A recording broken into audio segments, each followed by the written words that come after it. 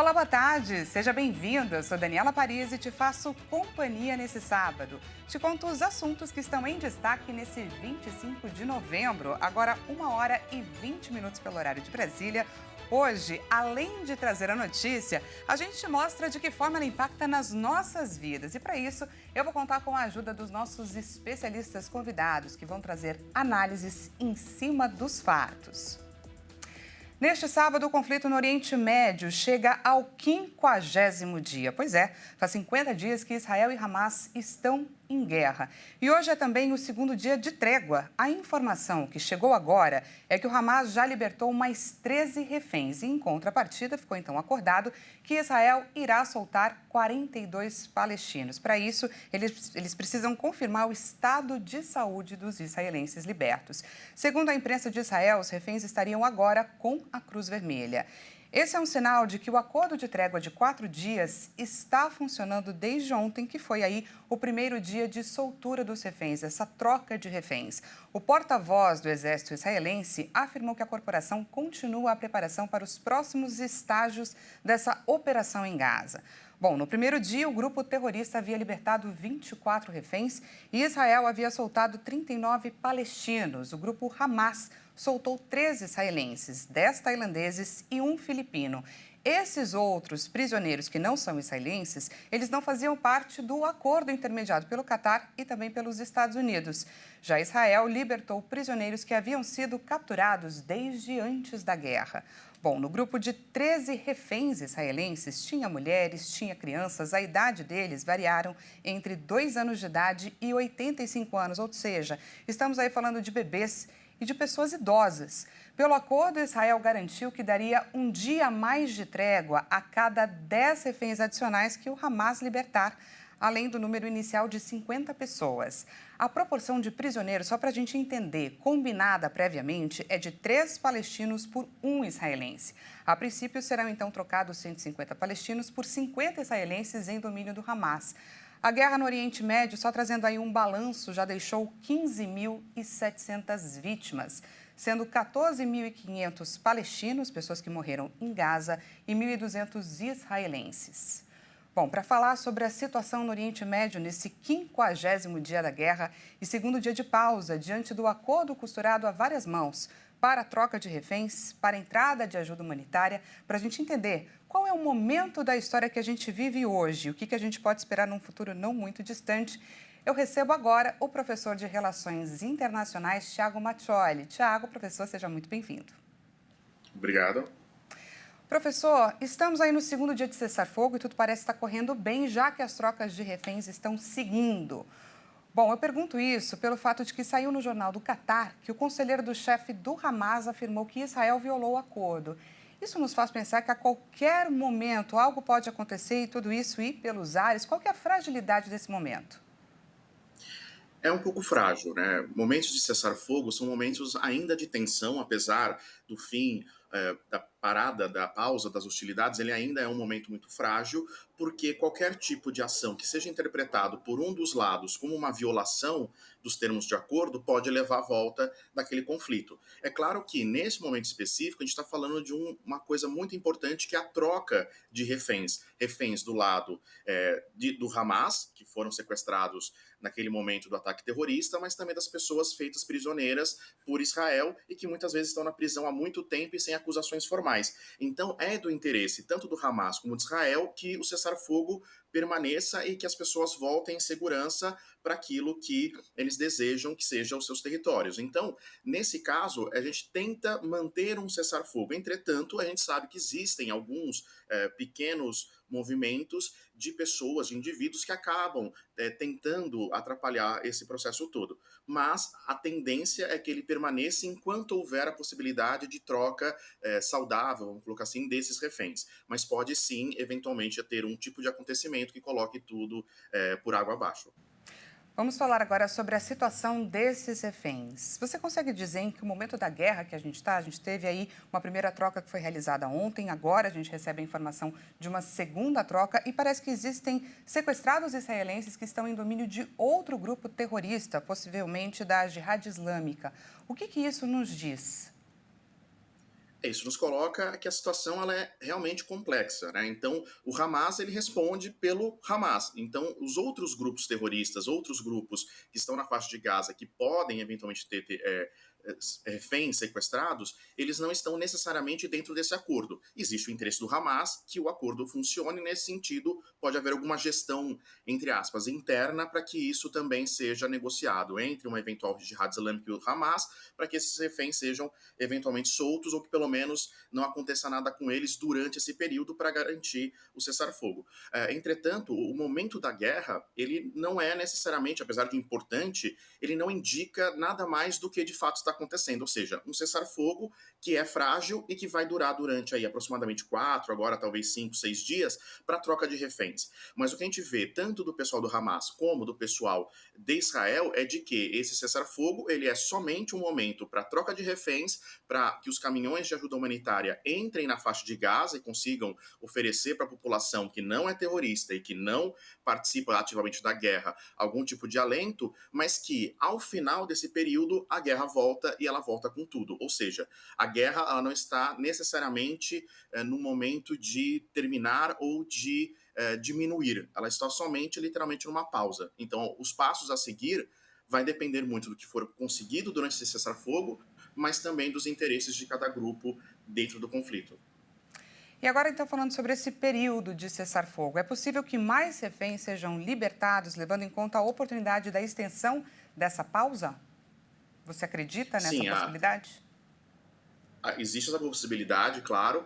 Existem muitos ainda sequestrados nas mãos do Hamas, mas também há muitos prisioneiros nas mãos de Israel, e a tendência é que isso permaneça enquanto houver a possibilidade de negociação. Então, enquanto o Hamas conseguir libertar as mulheres e crianças que estão nas prisões israelenses, e para Israel em particular, que precisa dar uma resposta para a sua população e trazer de volta as pessoas sequestradas durante os atos terroristas, existe a possibilidade. Mas a gente tem que lembrar que assim que esse cessar-fogo terminar, ou seja, assim que as pessoas voltarem para suas casas ou para os seus territórios, a guerra volta a acontecer. Então, esse momento também acaba sendo um momento de retomada de força, de concentração, tanto para Israel como para o Hamas, para que eventualmente a guerra continue após o fim desse cessar-fogo. Vamos falar aqui sobre objetivos de guerra, portanto, estamos aí no campo das ideias. O Hamas parece ter o objetivo de, independente das baixas, de quantos representantes morrerem, o que vale é dissipar o pensamento terrorista pelo mundo, ganhar então mais adeptos. Em contrapartida, o objetivo de Israel é exterminar o Hamas, isso ele pontuou já bastante, e conforme os dias vão passando, os acontecimentos que a gente vê acontecer, quem tem mais chances de alcançar esse objetivo, na sua opinião? Infelizmente, eu diria que nenhum dos dois, porque, na verdade, os objetivos do Hamas, manifestos, inclusive nos seus documentos, é a exterminação do Estado de Israel. E isso, obviamente, não vai acontecer porque Israel é um país muito poderoso, militarmente poderoso. Do outro lado, Israel, apesar do seu poder, ele tem condições de acabar com o Hamas? Sim, no sentido da configuração que ele tem hoje. Então, ele consegue manter a guerra por muito tempo e, eventualmente, ir atrás dos membros do Hamas e os assassinar, matar, prender. Isso seria possível. Mas a gente tem que lembrar que a situação na faixa de Gaza e também na Cisjordânia, que é uma outra parte do território palestino, ela é tão cruel com o povo palestino que as pessoas acabam olhando para a falta de esperança que elas têm, inclusive da solução de dois estados ou uma solução definitiva, e isso acaba gerando extremismo. Então, acabar com Hamas não é algo tão simples. Você pode acabar com o grupo terrorista, mas eventualmente a ideia da opressão, da falta de esperança, ela permanece e pode criar outros grupos, como existem inclusive hoje, que podem manter essa menção. Ou seja, no final das contas, a gente tem um jogo de soma zero no qual os dois lados querem destruir uns aos outros, mas que não necessariamente vão conseguir chegar nesse objetivo. É de fato um jogo de soma zero, onde muitos civis estão infelizmente perdendo a vida e a gente tem assistido isso a todo o momento, durante todos os dias. A gente conversou com o Thiago Mattioli, que é professor de Relações Internacionais da FMU. Thiago, muito obrigada pela sua participação. Eu que agradeço. Obrigado. Até mais. E vamos então agora para um giro nacional, dar uma olhada nas notícias que estão em destaque no país neste sábado. O presidente do Senado, Rodrigo Pacheco, quer votar o veto de Lula à proposta de desoneração da folha de pagamento ainda este ano. E o governo pretende apresentar alternativas ao fim da medida após a reunião da Cúpula do Clima, que termina no dia 12 de dezembro. Já o presidente da Câmara, Arthur Lira, ganha destaque com a PEC do Supremo Tribunal Federal. Ele deve segurar a votação para o ano que vem, mesmo sob pressão de deputados. O secretário extraordinário da reforma tributária, Bernard Api, quer reformar o sistema tributário até o fim de 2024. A proposta inclui a conclusão da reforma do consumo e a reforma do imposto de renda. Aposentados e pensionistas do INSS que entraram na justiça vão receber mais de 2 bilhões de reais em atrasados ainda neste mês. O Conselho da Justiça Federal liberou os atrasados para aqueles que conseguiram a revisão do benefício. Inscritos no Exame Nacional de Desempenho dos Estudantes, o ENAD 2023 tem até este sábado para responder ao questionário do estudante no sistema ENAD. A prova vai ser aplicada neste domingo. 8 em cada 10 brasileiros com demência não sabem que tem o problema. Especialistas estão preocupados com o quadro que impede que os pacientes recebam assistência para tentar desacelerar a progressão da doença e ter mais qualidade de vida. Bom, ontem aconteceu a tão aguardada Black Friday, mas esse sábado para algumas pessoas pode ser aquele dia mais nublado, sabe? Que você acorda ali preocupado porque o clique foi mais rápido que a razão, comprou por impulso, ali no calor do momento e se arrependeu, ou porque você demorou demais para clicar e, perdeu o produto nos últimos instantes. Pois é. Se você está nesse dia e precisa correr atrás do prejuízo, saiba que existem sim uma série de direitos que protegem o comprador, o consumidor. Vem comigo que eu recebo agora a doutora Maria Isabel Montanhês, que é advogada especialista em direito do consumidor. Seja muito bem-vinda, doutora. Obrigada, tudo bem? Um prazer estar aqui. A gente que agradece a sua disponibilidade nesse sabadão. E vamos lá, vamos tentar trabalhar aqui os clássicos da reclamação pós-Black Friday. Doutora, comprei por impulso. Eu posso cancelar minha compra?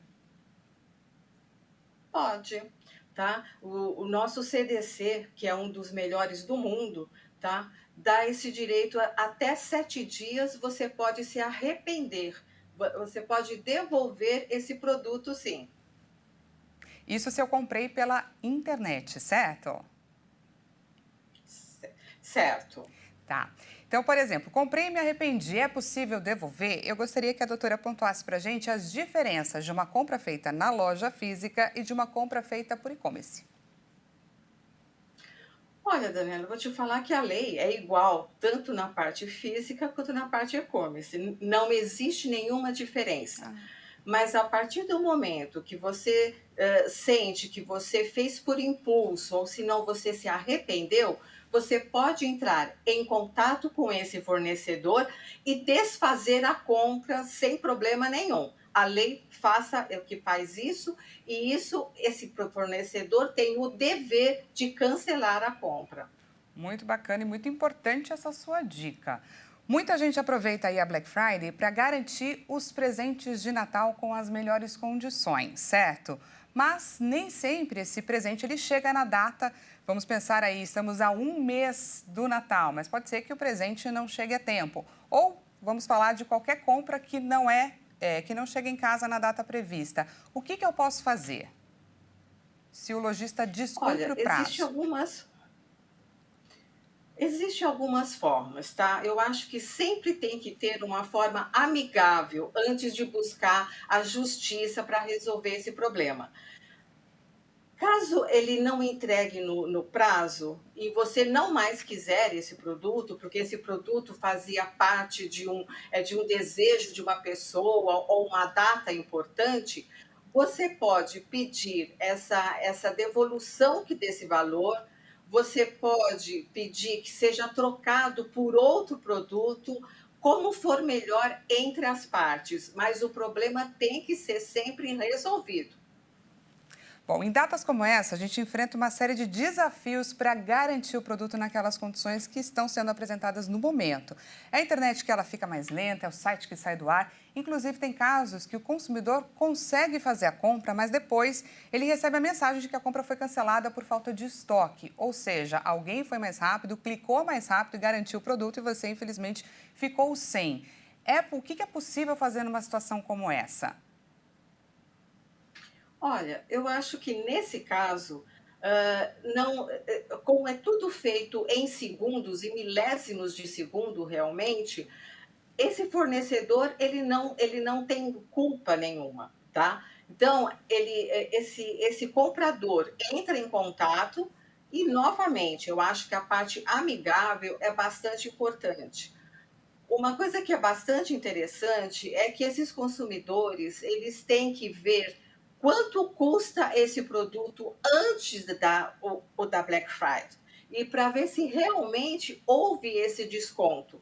Porque se esse fornecedor usou de uma forma dúbia, é para realmente ganhar dinheiro, isso é fraude. Aí esse consumidor também que tem o direito de buscar esse produto pelo preço realmente que foi dado que de desconto. Tá certo, conversamos com a doutora Maria Isabel Montanhês, que é advogada especialista em direito do consumidor, que nos deu aí algumas dicas para viver esses dias aí pós-Black Friday e conseguir ficar com a cabeça tranquila. Se fez alguma compra e se arrependeu, tem como correr atrás do prejuízo. Muito obrigada, viu, doutora? De nada, Até um prazer. mais. Bom, o período para o pagamento da primeira parcela do 13º salário encerra, gente, no dia 30 de novembro, ou seja, na próxima quinta-feira, na quinta-feira que vem, e muita gente já tem um destino certo para esse dinheiro. A repórter Maria Clara Leite foi até um shopping na Grande São Paulo para saber quais os planos dos trabalhadores para esse dinheiro, quais os destinos para esse dinheiro extra. Vamos ver. O pagamento do 13º salário deve injetar 291 bilhões de reais na economia brasileira, segundo estimativas do DIEESE, o Departamento Intersindical de Estatística e Estudos Socioeconômicos. Esse valor representa 2,7% do produto interno bruto do país e deve ser pago a todos os trabalhadores formais, inclusive aos empregados domésticos.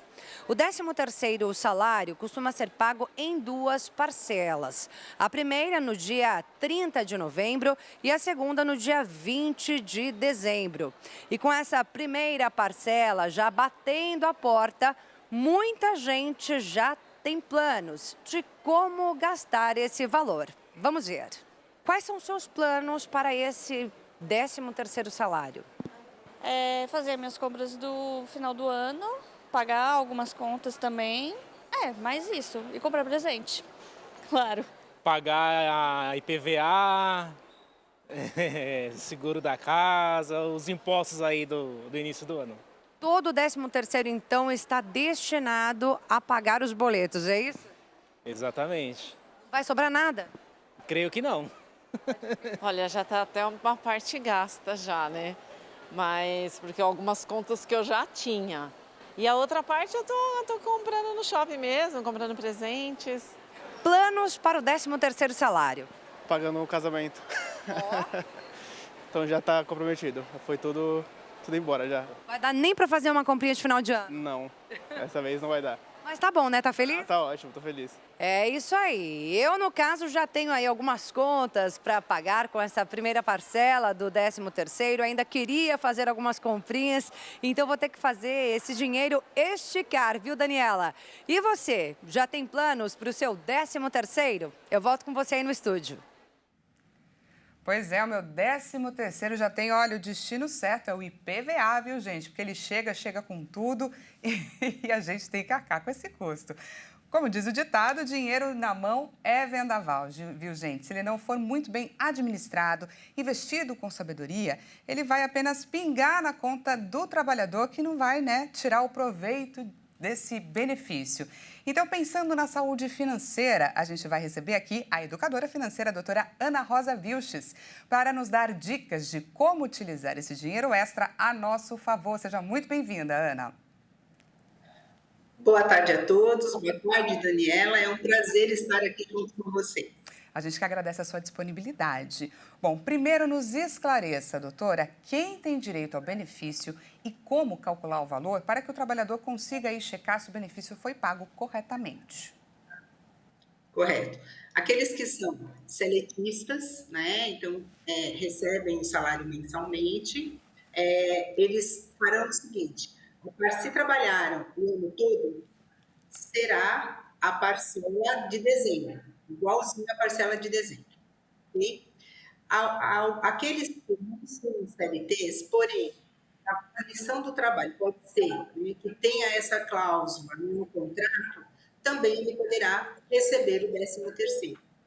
E ainda aqueles que não trabalharam o ano todo na mesma empresa, okay? Trabalharam uma parte do ano, que farão? Pegam o valor do salário, divide por 12 e multiplica pelo número de meses trabalhados. Tá certo. E qual que é a primeira recomendação que você faz para o trabalhador que vai receber o 13º salário? Entender a sua situação financeira, por exemplo, é o ponto de partida? Certamente. E nós temos, assim, 4 perfis financeiros. Eu tenho aquele perfil que é do investidor, né? Então, ele provavelmente, se esse dinheiro ele vê que não vai necessitar, ele vai guardar para que aquele já investimento que ele tenha possa ser, né, aumentado e ele realizar o sonho que ele está guardando para realizar.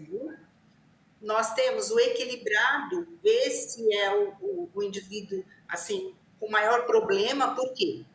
Porque o que ele ganha, ele gasta, então ele não tem reservas, então é um momento dele fazer uma reserva financeira. E o endividado, que também não é um problema, porque ter dívidas não é um problema, né? O que ele precisa nesse momento é ver se as dívidas que ele tem já estão sendo, né, pagas dentro do salário normal, e aí então também fazer reservas ou guardar estes valores para janeiro, fevereiro, como dito, inclusive, né, por um dos entrevistados aqui, 13º, IPVA, IPTU, né? Às vezes nós temos aí alguns seguros, escola, uniforme, materiais, ok? E o super endividado, inadimplente, que de repente ele vê o 13º, uma forma dele sair quitando todas as dívidas, este tem que ter muita cautela, ele deve organizar, ver direitinho quais são essas dívidas e pensar na estratégia para pagar aquelas onde está trazendo piores questões para ele, né? Ou seja, maiores juros, às vezes alguma coisa em pagamento, né, dessa dívida, organizar-se e não sair pagando não, negociar para ver o que é possível. Tá certo. O jeito é a gente aproveitar e lembrar que no comecinho do ano tem um monte de boleto em janeiro, então tem que tomar muito cuidado. A gente conversou com a educadora financeira, a doutora Ana Rosa Vilch, que nos deu dicas de como aproveitar aí o 13º salário. Afinal, o dinheiro não aceita desaforo, não. Muito obrigada. Muito obrigada. Até mais. Bom, e agora a gente muda de assunto mais uma vez, porque as mudanças climáticas e o fenômeno El Niño têm mostrado condições extremas de tempo em várias áreas do Brasil nos últimos dias. Rajadas de ventos e chuvas intensas no sul, com quedas de granizo, com raios, a onda de calor com alerta vermelho no sudeste e estiagem no norte do país. Pois é, a vida do brasileiro não está fácil. A maior temperatura já registrada no Brasil, de 44,8 graus na cidade de Araçuaí, em Minas Gerais, no último dia 19 de novembro, superando aí o antigo recorde de 44,7 graus, registrado em novembro de 2005, na cidade de Bom Jesus, no Piauí. Bom, além das temperaturas, a gente também teve a sensação térmica, que chegou a quase 60 graus, gente, na cidade do Rio de Janeiro. Enquanto isso, no sul do país, as enchentes já provocaram muitos danos, muitas perdas irreversíveis, que já deixaram milhares de pessoas desalojadas e também desabrigadas, provocaram inclusive mortes. Na Amazônia, a floresta tropical, que abriga o maior reino do mundo, enfrenta o 5º mês de uma seca severa, que afeta especialmente os arredores de Manaus. O Rio Negro, um afluente do norte da Amazônia, caiu para os níveis mais baixos da história em outubro, afetando aí as viagens de abastecimento pelo sistema fluvial. Bom, o que mais preocupa é que o El Niño mais forte ainda está por vir, infelizmente. Novos episódios de ondas de calor e chuva são esperados para o verão, né? E ele começa ao mesmo tempo em que o fenômeno El Niño deve atingir aí o seu pico máximo. Portanto, a gente traz aí um grande alerta. Agora vamos conhecer, gente, algumas pessoas que foram impactadas pelos fenômenos climáticos dos últimos dias. No sul do Brasil, além das perdas humanas, das perdas materiais, as enchentes têm causado muitos danos no Rio Grande do Sul, Santa Catarina e Paraná.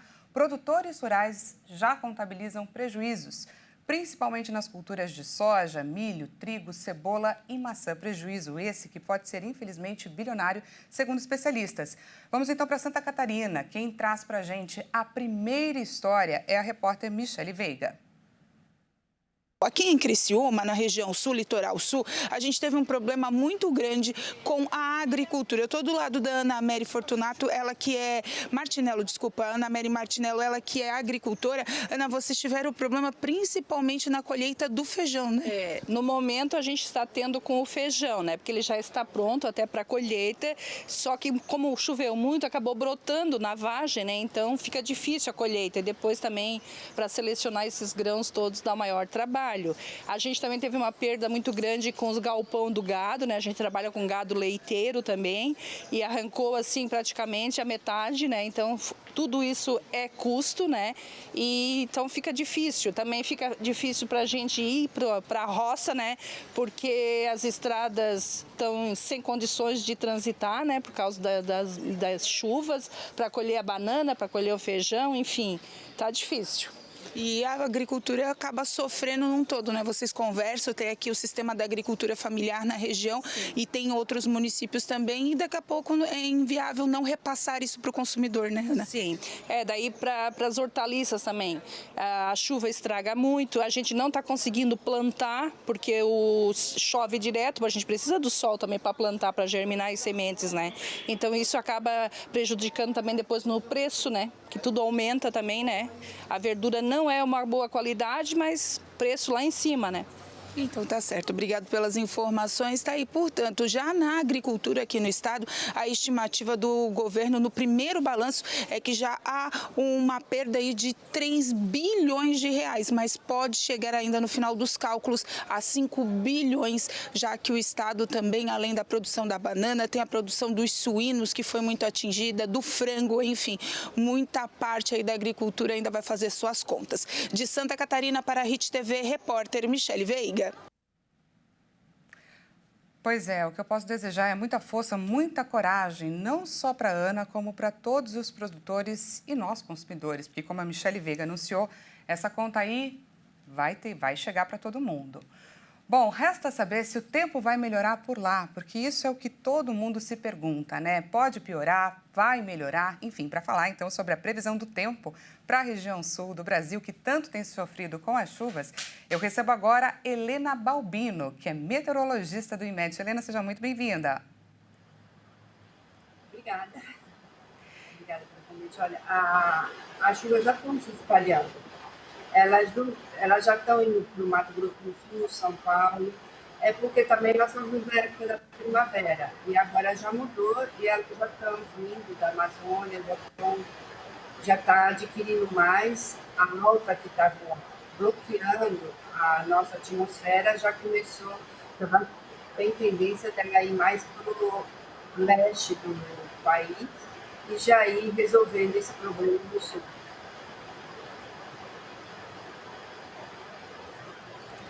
Helena, eu queria falar então sobre uma outra região que também sofreu extremos meteorológicos, que é o Rio de Janeiro. Você consegue falar para a gente um pouquinho sobre o que aconteceu por lá com esses recordes de temperatura que a gente pode esperar aí para os próximos dias?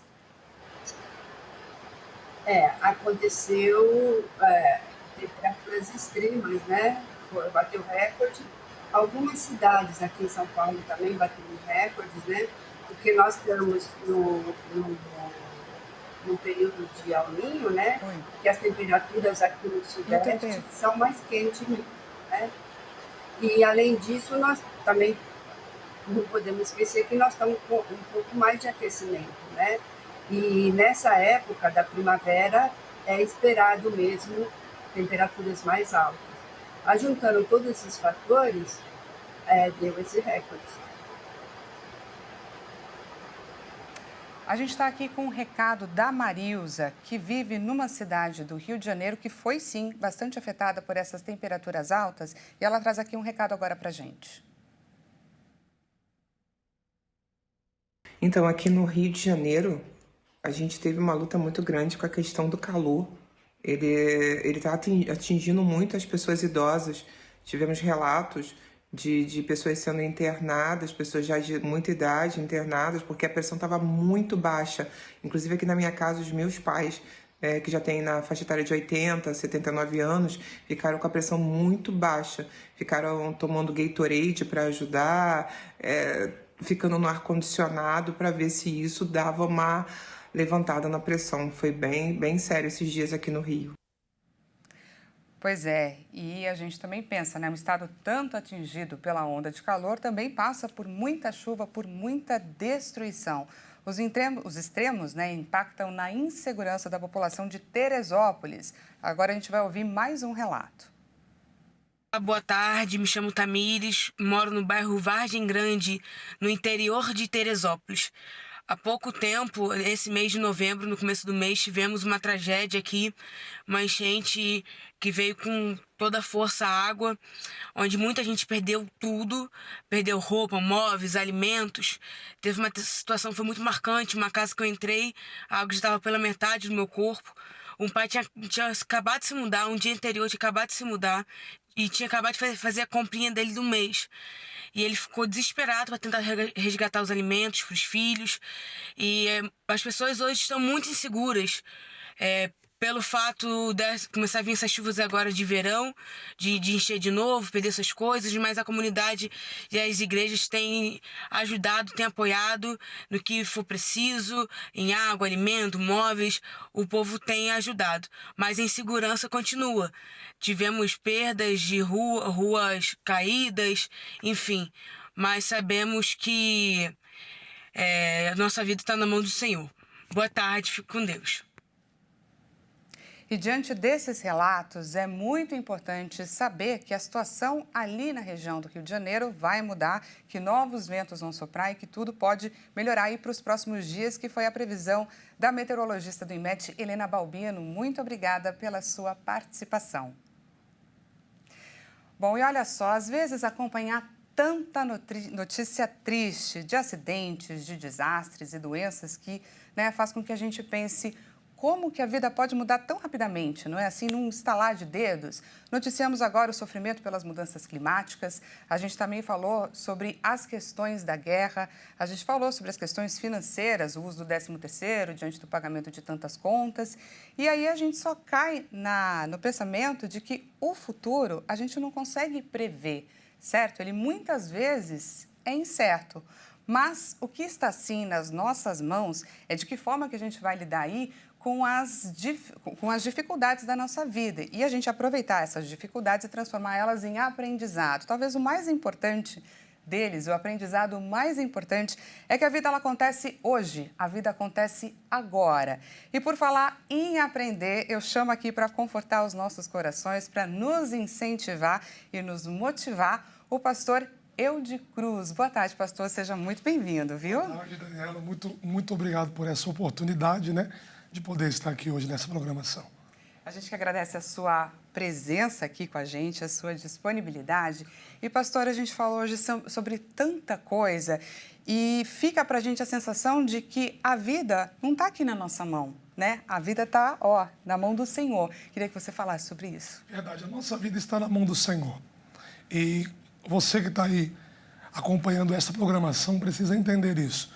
O poder da vida está na mão de Deus.